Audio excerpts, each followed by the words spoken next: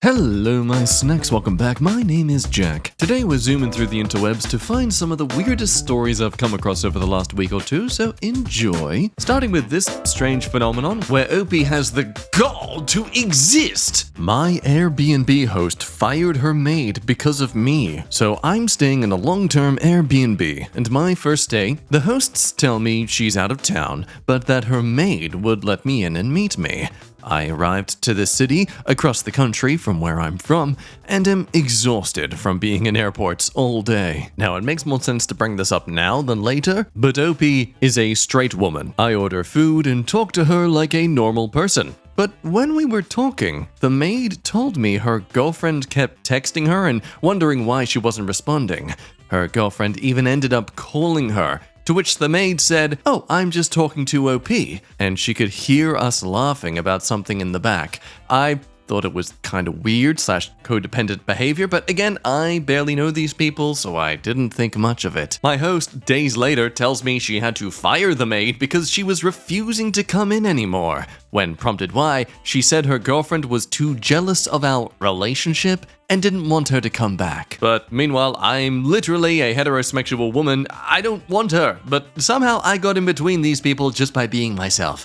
I'm kind of flattered, not gonna lie. Aw man, way to break the mold, lady. Show those little girls out there not to be held down by the limits of gender norms. As long as they dream it, they too can become abusive domestic partners. Imagine losing your job because your petulant child of a girlfriend is too controlling. Holy hell, I feel so bad for the maid. But also, okay, yes, good point here. Why would the host tell you this information? Unless it is just so absurd that I'm sure they couldn't help but spread the gossip. To which I kinda don't blame them. I probably would say the same thing too to my guest if they were wondering where the hell that nice maid went. Though I love this analogy. You were just a random passerby in a drive-by shooting. It could have happened the day before you arrived or the day after you went away. Don't say that! The OP's flattered! Don't take this from her! Ignore their reality, OP. Substituted with your own. They broke up because you were too hot for the maid. That's it. Yes, that's the truth now. Over in r/true off my chest, I made a comment to my ex-husband when we signed our divorce, and his girlfriend now accuses me of being the reason he didn't propose to her on Christmas. My ex-husband and I, both late 40s, were a real love story for 17 years. He was my world, and I loved everything about him. I thought he loved me too, but about 2 years ago, for about 2 months, he was changed. The change was so palpable that I knew it in my heart that it was another woman. He stopped kissing me good morning or good night, stopped asking me on dates, and always declined when I did. He didn't doze off with his head in my lap to a movie every evening, always missing the end. Now, he even sat on the other couch. He stopped saying he loved me, and he stopped texting me during the day. Didn't know what to do other than wait and see. And sure enough, after 2 months, he told me he was in love and wanted a divorce. I was heartbroken, but I couldn't do anything about it. I would never beg someone to love me no matter how much I loved them. He moved out and started the divorce. His new girlfriend, early 30s, moved in with him not long after. My ex-husband is very successful, and our divorce was finalized a couple of weeks ago. I haven't seen my ex-husband much since he moved out. I don't know what got into me. I have kept civil and prideful during the separation. I was surprised that he was with his lawyer because I thought he just signed and didn't need to be there. I signed, and then I looked at him for the first time in 2 years, and just without giving myself the time to stop and keep my dignity, I smiled and said that he now lost the last woman who he would know for sure ever loved and saw him for him and not for his money or assets. He was too smiling at first, probably relieved that I was finally fine enough to look at him again. He complained to our son that I never looked at him anymore. His smile faltered and turned into a shock. Then he started crying. I was terrified of what I did and just left, almost running. I got a text from his girlfriend this morning with many insults about me, my character and my looks and age, because he was supposed to have proposed on Christmas with all family present, but he didn't. He now refuses to talk about it with her or any of her family, and she means that it was my fault. I ruined their relationship. I blocked her, but I can't help but wonder if I really did ruin their relationship. I even wonder if I care. All I know is that he looked so old and pathetic. I wonder if I ever really knew him or loved him. Man, as a late 20s fella, with their longest relationship streak being like 2.5 years, genuinely scares me to like have the possibility of losing something after almost 2 decades. Just gonna follow Butter's advice. Yeah, just follow the advice of Butters. Yeah, it's sad, but at the same time, I'm really happy that something can make me feel that sad. It's like it makes me feel alive, you know? It makes me feel human. The only way I can feel this sad now is if I felt something really good before. So I have to take the bad with the good. So I guess what I'm feeling is like a beautiful sadness.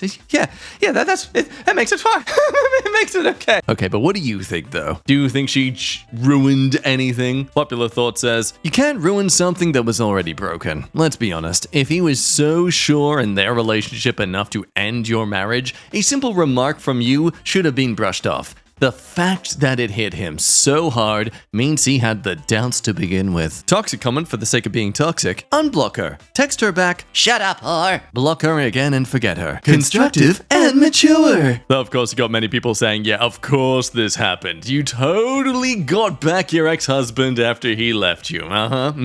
Then everybody clapped. Kelly Clarkson pulled me on stage to sing a duet about surviving, and now a super hot werewolf and vampire are fighting over me. Stop it, boys! Stop, you'll hurt someone! No, keep fighting, it's hot. Ooh, they're getting so aggressive with each other. Oh no, they both have to take off their shirts so they can fight more better. Ooh! Over to some more absurdity. My boyfriend just gave me a religious ultimatum out of the blue while I'm out of state with my parents. I have no one to talk to. I'm 21 female and have been dating my boyfriend Luke, 25 male, for 2.5 years. Our relationship has been very serious since 6 months in. We have been talking about getting engaged after I graduate college in the spring of 2024 for around a year now. We even went to look at rings. Some background. Luke was raised in Catholic all his life, but when I met him, he was not very religious. He didn't go to church, never mentioned religion. I was raised in a non-denominational church, and although I believe in God, I am also not very religious. Around 6 months ago, Luke expressed to me that he has had an interest in delving deeper into his faith. Now, something I full-heartedly supported. I even bought him some Catholic books to show my support.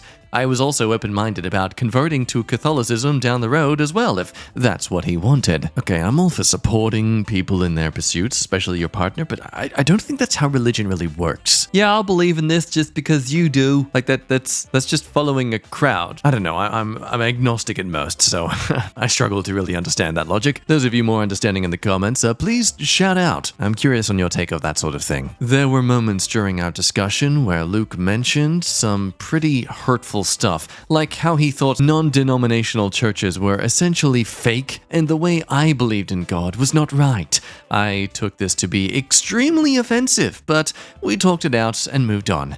This is also the time when he confessed to me that he had been using adult content and pictures of his past friends to get off to during the entirety of our relationship, despite being very clear to me early on that he was against that type of stuff, even when I never thought twice about it or cared at the beginning. That came as a huge shock to me, that he went that extra mile to deceive me, even though it was not needed. I was taken aback and hurt, but we have moved on. Fast forward to this week. I am spending time at my family's out of state, and he texts me out of the blue yesterday that we are going to have to follow the Catholic rules of not using contraception, condoms, or even the pulling out method. I was shocked. I said absolutely not. I want to plan our children, and I don't want to have a bunch of kids. He essentially became very preachy and said that it is God's will. It's a sin, and if he doesn't practice it, he will be committing sacrilege when taking communion. There was paragraphs of just really intense messages like that. Essentially, he said he is committed to being a good Catholic and that we can practice natural family planning. We literally talked for hours and he will not compromise on this at all. He says that if I don't agree to this, our values are not the same and our relationship is over. All of this over text and calls as I don't fly back until next week. I am just so overwhelmed. We have been together for so long and we have made plans for our lives together. He has had a religious awakening and I feel as if I've been left behind. I was not considered in any of this. He has already known for at least a year that I want at most 2 children. I have been very transparent. He has agreed with me until now. We were on the same page. No logical or rational reasoning is getting through to him. I've begged him to call his mom, and she said, "I think he's crazy now, but I was raised Catholic and did the same, and that's how your sister was born." And she says she does not have an opinion to give. Our lives are interconnected. We flew to a different state last month to look at where to live because we planned on moving after I graduated. He has a job lined up, and I've done months of job research in that area as well. We've told our parents about our plans to get married. I don't have family in my state. He is my person. I am alone. I have commuted to him from my college town to his place every week, a 2-hour drive, for 2.5 years because I had a flexible schedule. I love him, and I am heartbroken and I am scared. I don't know what I should do.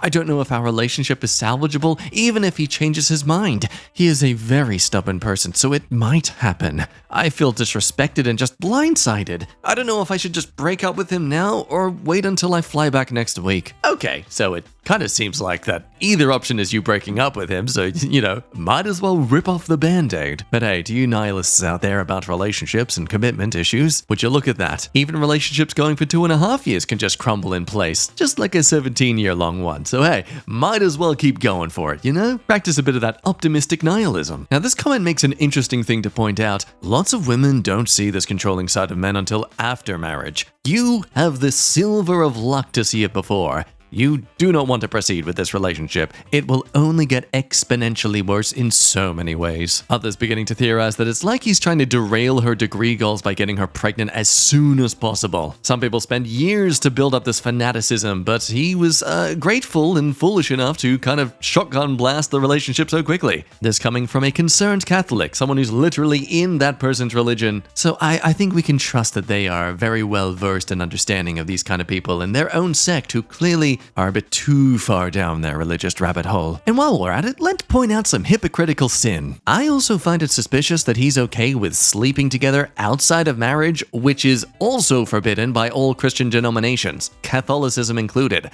The hypocrisy is breathtaking. From a concerned former evangelical. Oh, no, but you don't understand. He is a man. He has needs. He has God-given urges that a woman must abide by. It's their purpose, as we all know. You emotional women and your out-of-control hormones need to understand that men, we can't control our urges or our hormones, so you'd have to abide by what we want. Irony? What's that? A type of metal? Some people are noticing so many red flags that they have resorted to this sort of comment. So a giant Capitol Hill-sized red flag with life-altering ultimatum. Oh, but I am so invested and love him and made so many plans. Is it just me, or does this make others want to hiss at women who just won't learn? My husband might be my niece's true father. As I begin to type this out, I don't even know where to start.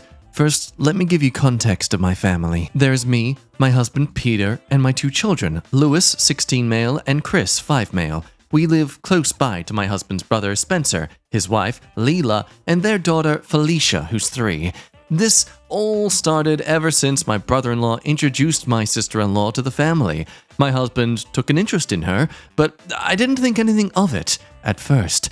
Things started getting weird when, on a family reunion at my in-laws' house years ago, my husband slipped up and called my sister-in-law baby in front of the whole family, panicked, and said there wasn't anything wrong with falling in love. We had a fight about it, and brother-in-law was upset too, but everyone got over it and we forgot. It is important to add that sister-in-law and brother-in-law continuously talk about getting a divorce.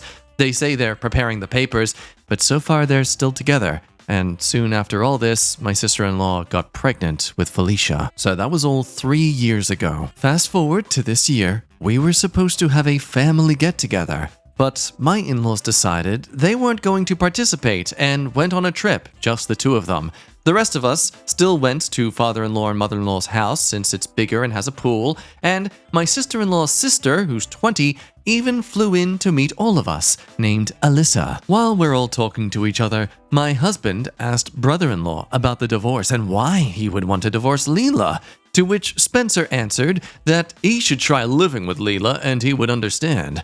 My husband said that maybe he would try, but I brushed it off. He likes joking. Now later, my husband was saying that he's Felicia's uncle, but he could be her new father and he would treat her better. Again, I brushed it off as a joke, but what my son, Chris, said later made me truly upset. Chris said that his father is always going out late at night. I take pills to sleep, so I never noticed. And when Chris catches him, he says it's their secret. My husband ended up letting slip that he and sister-in-law go out together sometimes. We had a minor fight after all of this, but I didn't want to ruin family time, so I let it go. But all of this got me thinking. My husband saying that he would be a better father to my niece, how sister-in-law and brother-in-law are always on the brink of divorce, how Peter and Leela go out together, and I'm starting to wonder if my niece's true father is my husband. I don't know what to do. Everything is even more messy because my 16-year-old made advances on Alyssa. Mother-in-law and father-in-law are not here, so I can't talk to them. I have my 2 sons to think of, and I genuinely like sister-in-law, so I also love my husband too. I'm so lost. So there's a few things to factor in here, aside from it being a bit too obvious that yes, he's a cheating, selfish, entitled prick. For one, OP is clearly blinded by that whole fear of ruining the family. You know, the thing that technically the husband is doing more than her, really, let's be honest. Even if it turned out it wasn't cheating at all. Maybe he was just trying to support a family member because genuinely, platonically likes the sister-in-law. He knows his brother is a bit of an a-hole and he helps her get time away from the guy. It's still at least emotional cheating, you know, like he kind of should work on that. That said, it is apparently commonly known by the rest of the family that OP can get a bit too jealous, which has made her afraid that she's seeing signs that aren't actually there. This has caused some to immediately say that he's gaslighting you, but let's be reminded this was the 5-year-old who was saying this. Just because he's a male doesn't mean he's gaslighting with every single comment he makes. Again, he's 5. But now, just before you begin to theorize that maybe it is all just in OP's head, another final comment from her. Unfortunately, there was also an incident one time that we're taking a family photo of the whole family, and sister-in-law and husband held hands behind me and my brother-in-law's back. It's the meme! It's the meme! Oh, but how she responded to that moment? Oh, we saw that they were holding hands, so me and brother-in-law did it too. We read it as a joke. So, okay, I'm gonna theorize that yes, there is a part of OP that is a bit crazy. It's not in the case of jealousy, though. It's in a case of the Lulu. There comes a point where jokes aren't... they're not jokes anymore. They are sides. They are confirmations. But it becomes more apparent how much OP has a habit of sweeping things under the rug when we get back into the issue of her son hitting on Alyssa, the 20-year-old sister of the sister-in-law. Oh, she's not encouraging his advances, so I just let them be. Sister-in-law did joke that they should be the next of the family to get married. I think it would be cute when my son is way older, of course. Ah, so your son is allowed to just hit on an uninterested 20-year-old woman? Don't you think that makes Alyssa uncomfortable? Not even taking a moment to at least inform the son that, hey, try to respect her boundaries. If she hasn't made it clear from this point that she's not interested, stop trying more? Letting it be won't teach him a lesson, or at least give him some maturity and really important life advice in approaching people you're interested in. And I just think it really reflects on OP's method to dealing with her supposedly cheating husband. As this comment says, even if he is not the father and in an unlikely situation that he was only going out as friends, he's still going behind your back, his brother's back, and even involving your son. That's still screwed up. A best case scenario, your husband is a selfish prech. Worst case scenario, he's a cheating selfish prech. And now, technology bad. Today I fricked up by forgetting to click a mouse. My job essentially consists of running a one-man factory. Problem is, the machine broke down on me this morning. Part of the conveyor bound on itself, causing the clutch to engage in a drive pulley that wouldn't allow anything to move. Basically, the machine was kerchunking and not kerplunking. Ah, that makes so much more sense. Thank you for the scientific words. So I got on the horn with the after-hours tech and hooked up a chain winch to hoist the heating element out and rotate the conveyor manually. Took about an hour, problem solved easily. Woke up my millionaire boss for nothing. But I forgot to click that left mouse button and turn the heating element back on when I put it back together, which resulted in 5 batches of unusable product totaling about $2,000 retail. Now, it's too early for a butt chewing because the boss went back to bed, but my teenage manager was videoing the whole thing with amusement. I have no idea who the video will go to, and it may just be her making fun of the old fat man. TLDR, I forgot to click a mouse button on a $500,000 piece of industrial equipment and caused the company a couple $1,000s of product loss. Now, there isn't much else to say about this story, but there's some great insight on their whole just chaotically underqualified workforce. And this is something that I swear is becoming more prominent from even my friends who work in their different industries. So as someone is pointing out that this is also the manager's screw up because they just sat there and filmed you instead of actually,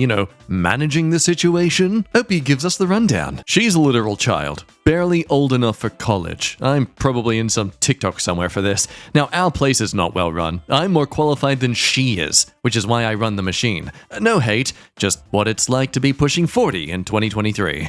The one day I show up sober is when everything goes to hell.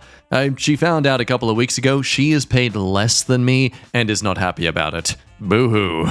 Now that's something I think is interesting to discuss. Should she be paid more than him? She is literally less qualified than him, but she has a more important role, so to speak. Like, I know there is that typical hack on managers that they are kind of pointless. Most of the time, they're just, delegating issues to everyone. When something goes wrong, they then blame that person they gave the responsibility to. Like, in most cases, they knew that person was incompetent, but they just wanted to get rid of the situation instead of actually, take up responsibility for who they delegated. So what do you think? What deserves a higher salary in comparison? The responsibility of the role or the qualifications you have? Now, in case it seems like he's a guy who just hates this young girl, people are hammering onto him to kind of get copy of the footage to point out that she also was not doing her job as a manager. But Opie says, look, I wasn't doing it wrong, nor is she to blame in any way. I just forgot to push a button. I couldn't give a butt about a teenager laughing at me sucking. But she's your manager. Then it's part of her job to make sure everything is running properly at all times. If you made a mistake and she didn't catch it, she should share the blame. Otherwise, what's the reason for her job? Bro, she doesn't even know how to run the machine. She's basically a glorified cashier. Now over to this strange 180 of behavior. His gift is sitting under my tree. This one's actually a two-parter. I started seeing this guy who comes from extreme family money a bit over a month ago. We got along immediately, and it was the closest to a relationship I've come to experience. We went on out dates, spent nights together, went grocery shopping, held hands, walked the dogs. He had been FaceTiming a bit before Christmas, and he caught a glimpse of my family's tree and commented how many presents there were. I assumed because he had money, he wouldn't be surprised by something like this, but he mentioned how he hadn't gotten a gift for the past 5 years. That broke my heart, and I secretly bought him a personalized drinking glass with the inscription of a restaurant from his favorite movie. I wrapped it delicately and learned how to tie a bow so it would be special. 2 days ago, he tells me abruptly that he doesn't want to pursue anything further and our contact stopped. We had been talking the day before and everything was like normal. We had plans to spend the new year together. His gift is still sitting perfectly wrapped under my tree, and I cry every time I look at it. Now, after a lot of love and support from the comments, Opie does come back with a little rant of positivity and learning to turn the other cheek to it all and still at least mail him the gift because, she put effort into it and it still meant something, so he still deserves it. Though she does have some theory that's a bit questionable. I sympathize that he might be feeling things that maybe he doesn't feel comfortable enough to open up about and feels that it's just easier to run. Nothing changes for me in that he became someone special in the time we spent together. I know I was special to him too. I'm not sure what happened, but I know for my own sake that I will get more closure if I take the more empathetic route. So then, 2 days later, we come to an update. Ironically, after packaging his gift, not sent yet, yesterday around 3 p.m., I get a call from him. I answer, and he speaks to me very casually, inviting me to a New Year's Eve party at his friend's, who I've met's, place. I'm a bit confused and just say I'll think about it, and he mentions that he wanted to invite me anyways, even though I had offended him? I ask what he means, but the background was too loud, so I just say we'll just talk later. I get a text hours later asking if we could talk. I say yes, and then he sends a few messages and says he was offended I didn't respond to his breakup text. I had responded to that message, and we had exchanged a few messages, but I left it at that, as it seemed natural to not prolong the conversation. I respond that I wasn't sure what else there was to say, and then I don't hear back from him for 6 hours. Then he calls and tells me details of the party, but also tells me maybe 5 times to bring a friend. I was a bit taken aback, and he tells me the party starts at 9, but he'll call and tell me when to come. I decided to spend the evening with friends instead, and of course, the call never came. A bit after midnight, I wished him a happy new year and sent a voice memo saying that I enjoyed our time together and that if he wants his gift, he can come by, and if not, no hard feelings. I wished him well for the new year and hoped things work out for him. I've yet to hear back, and I doubt I will. His behavior is disappointing as well as confusing, but I've dusted myself off and I'm ready to spend the new year focusing on myself. I might still send the gift in the mail just to be rid of it, but since he's revealed a bit more of himself, I think I might just keep the nice little glass for myself as a reminder to never shed tears over someone who treats me callously again. So I'm going to agree with this comment. He's just upset you didn't get mad that he broke up with you. He wanted to know that you were sitting at home sulking and upset. Instead, you did the right thing, didn't dwell on it, and moved on. Good for you! I hope you have an amazing 2024. And yeah, I wouldn't be surprised if he was just trying to establish a future booty call for 2024s. Like, who has the audacity to message someone they just broke up with and be like, you didn't really express much, reluctance? How dare you respect my choices and wants that I communicate to you? Yeah. Anyway, friends, we might end things there. Hope you had a good one and hope you're having a good 2024 so far. Hey, if nothing terrible's happened yet, you can still technically say that 2024 has been a great year. Fingers crossed you don't ruin it. In the meantime, you be good, love your face, and I'll see you then. Bye-bye. Denominational church. Denominational. I was raised in a non-denominational.